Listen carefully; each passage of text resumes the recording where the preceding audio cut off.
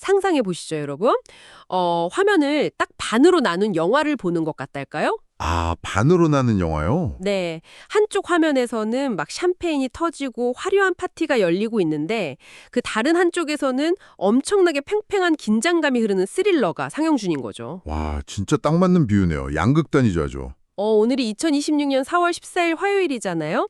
오늘 우리가 이 심층 탐구에서 파헤쳐볼 자료들의 미션이 바로 이겁니다.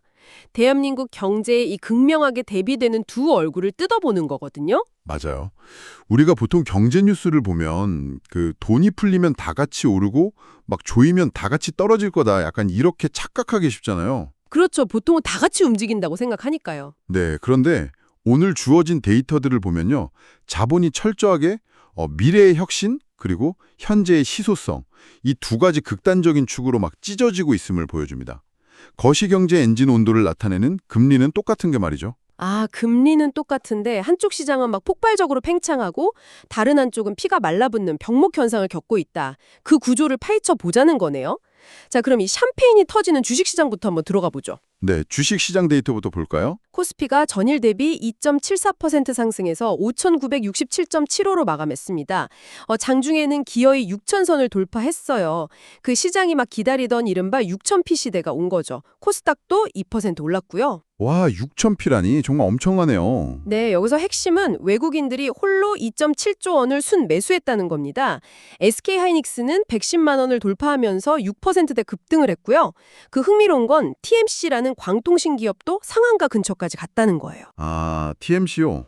엔비디아 수의 기대감 때문이죠. 네, 맞아요. 그 AI 붐이야 우리 매일 듣는 이야기지만 이게 막 소프트웨어나 이런 쪽이 아니라 한국의 물리적인 통신망 인프라 기업에까지 외국인 자본이 쓰나미처럼 몰려드는 이유가 대체 뭘까요? 여기서 주목할 만한 점은요. 이게 단순한 테마주 열풍이 아니라는 겁니다. AI 산업의 본질이 소프트웨어에서 하드웨어 인프라로 완전히 넘어왔기 때문이거든요. 하드웨어 인프라요?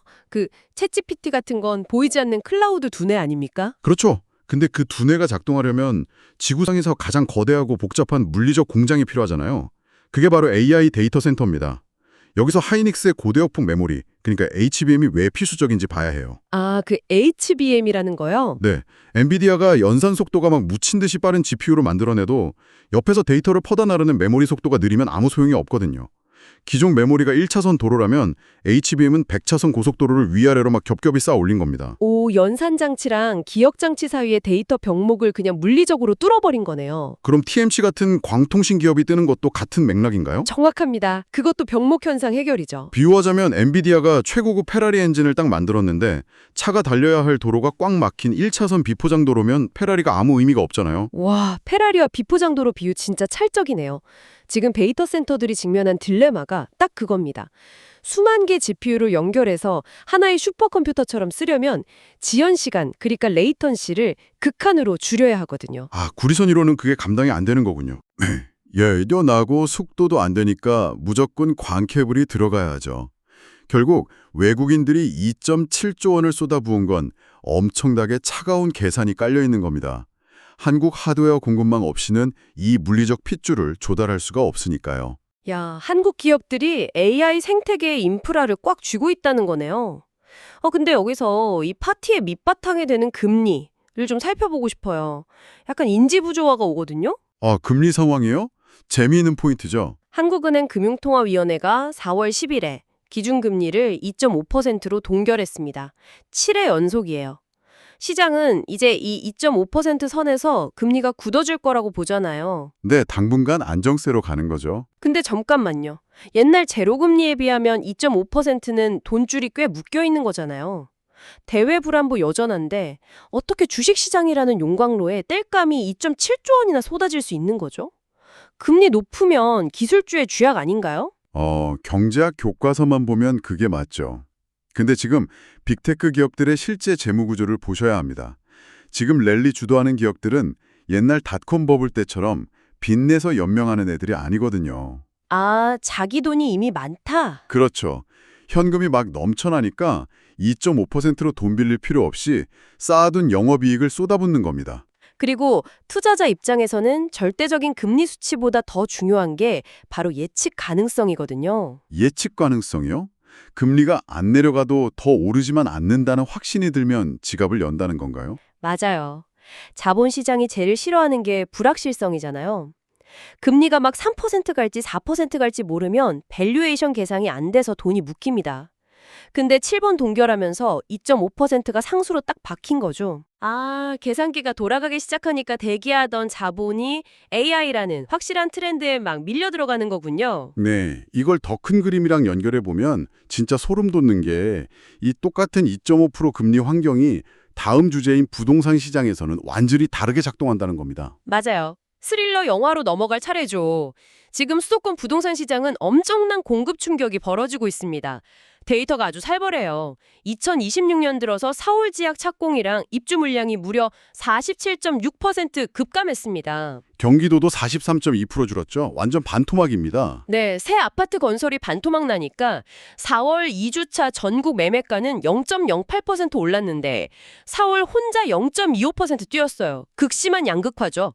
아까 금리 얘기로 돌아가서 테크 기업에겐 2.5%가 상수인데 건설사한테는 완전 다른 의미인가 보죠. 완전히 생사타르권을 쥐인 숫자죠. 아파트 지을 때 시행사가 자기 돈 100%로 건물 올리는 경우 보셨어요? 없잖아요. 아, 다 대출받아서 하죠. 네, 땅 살 때부터 엄청난 고금리로 브릿지론 끌어오고요.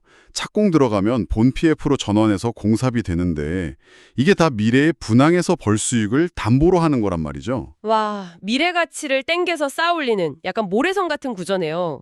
참가자는 그대로인데 의자 절반이 치워진 의자 뺏기 게임이고요. 맞아요. 근데 그 모래성이 2.5% 파도가 덮친 거죠. 기준금리가 2.5%면 건설 현장 조달 금리는 리스크 프리미엄 붙어서 막 살인적으로 치솟거든요. 거기다 원자재 가격, 인건비까지 미친 듯이 올랐잖아요. 아, 시멘트나 철근 같은 거요. 네. 시행사들이 엑셀 딱 돌려보면 아무리 비싸게 분양해도 이자 내고 공사비 주면 파산이라는 결론이 나오는 겁니다. 그러니까 포크레인 멈추고 삽을 내려놓을 수밖에 없는 거죠. 이게 착공 물량 47% 증발의 실체입니다. 정리가 쫙 되네요. 테크 기업들은 자기 돈으로 공장 짓는데 철저히 빚에 의존하는 부동산 개발 생태계는 2.5%랑 공사비 폭등을 못 견디고 그냥 셧다운 내버린 거군요. 근데 이 공급이 멈췄다는 게 소비자 심리를 어떻게 흔드나요? 엄청난 공포와 방어 본능을 자극하죠. 시장에 앞으로 3년 동안 서울에 새 아파트는 없다는 시그널이 딱 떨어지면 기존에 서울 집 가진 사람들은 매물을 싹 다 걷어들입니다. 무조건 오를 텐데 지금 팔 이유가 없으니까요. 그렇죠. 매물 잠김 현상이죠. 반대로 무주택자나 외곽에 집 있는 사람들은 막 초조해집니다. 지금 막차 안 타면 영원히 외곽으로 밀려난다는 불안감이 엄습하거든요. 아, 부동산은 철저히 이 현재의 희소성 때문에 불안감이 커지는 거군요. 네. 그러니까 사람들이 애매한 자산 다 처분하고 수요가 탄탄한 서울 핵심지에 똘똘한 한 채로 영끌해서 돈을 밀어 넣는 겁니다. 그게 서울만 3배 넘게 폭등하는 원동력이죠. 자산을 지키기 위한 공포가 자본을 서울이라는 바늘구멍으로 막 쑤셔놓고 있네요. 자, 이렇게 공급절벽으로 집까지 꿈틀거리니까 정부가 엄청난 초광수를 뒀습니다. 여기서 주의할 점 하나 말씀드리고 갈게요, 여러분. 네, 중요한 포인트죠. 저희는 특정 정치적 입장을 지지하거나 비판하는 게 절대 아닙니다. 오늘 주어진 자료에 나타난 정책의 의도를 객관적으로 전달만 해드리는 거예요. 자, 4월 14일 청와대 국무회의에서 이재명 대통령이 부동산 정책 수립 과정에서 다주택자를 완전히 배제하라고 지시했습니다. 심지어 기한 용지 복사하는 직원조차 다주택자는 안 된다는 아주 파격적인 발언이었죠. 맞아요. 과거 LH 사태 같은 투기 논란을 원천 차단하고 민심을 안정시키겠다는 건데요. 완벽한 방화벽을 치겠다는 의지는 알겠습니다. 근데 실무진까지 자산 기준으로 배제하는 이 극단적인 조치가 아까 말한 그 착공 물량 47% 급감이라는 본질적인 문제를 푸는데 실질적인 도움이 될까요? 아니면 철저히 심리전인가요? 이건 아주 중요한 질문을 던지게 하죠. 정책의 타겟을 심리랑 물리 두 개로 딱 쪼개서 봐야 합니다. 대통령의 이번 지시는 철저하게 대국민 심리전에 맞춰져 있어요. 심리전이요? 신뢰 회복을 위한 거요? 네, 정부가 규제를 풀던 조이든 대중이 저거 고위공직자들 자지집값 올리려고 짜고 치는 거 아니냐 의심하는 순간 정책 동력이 박살나거든요. 복사하는 직원도 뺀다는 건 이번 정책은 사익이 1%도 없는 무균실에서 만든다는 심리적 방어막인 셈입니다. 아, 도덕성 회복을 위한 거대한 선언이군요. 근데 무균실에서 만든다고 그 물리적인 공급 충격이 해결되나요? 바로 그 지점이 가장 큰 아이러니입니다. 분노를 달래는 데는 효과적일지 몰라도 멈춰선 크레인을 다시 움직이게 할 수는 없거든요. 공사비 폭등이랑 PF 구조를 풀려면 금융이나 인허가에 대한 아주 고도의 실무적 전문성이 필요합니다. 그렇죠. 현장을 아주 잘 알아야 풀 수 있는 문제잖아요. 맞아요. 근데 시장을 잘 알고 자산을 증식해본 관료들이 도덕적 잣대 때문에 다 배제되면 자칫 현실과 동떨어진 탁상공론만 나올 리스크도 크다는 거죠. 신뢰를 얻는 대신 전문성을 잃을 위험을 떠안는 겁니다. 와, 딜레마네요. 신뢰를 얻으려고 무균실을 만들었는데 정작 집을 지으려면 먼지 풀풀 나는 진흙탕 현장 한가운데로 뛰어들어야 하니까요. 정부가 시간을 버는 사이에도 이 47% 공급 감소라는 시한폭탄은 째깍거리고 있고요. 네, 진짜 뼈아픈 현실이죠. 자, 오늘 우리는 이 4월 14일이라는 하루 동안 벌어진 두 평행 세계를 탐험했습니다. 한쪽은 AI의 미래 가치를 쫓아 2.7조 원이 쏟아지는 6천피 주식시장. 다른 한쪽은 공급이 반토막난 채 심리전이 벌어지는 부동산 시장이었죠.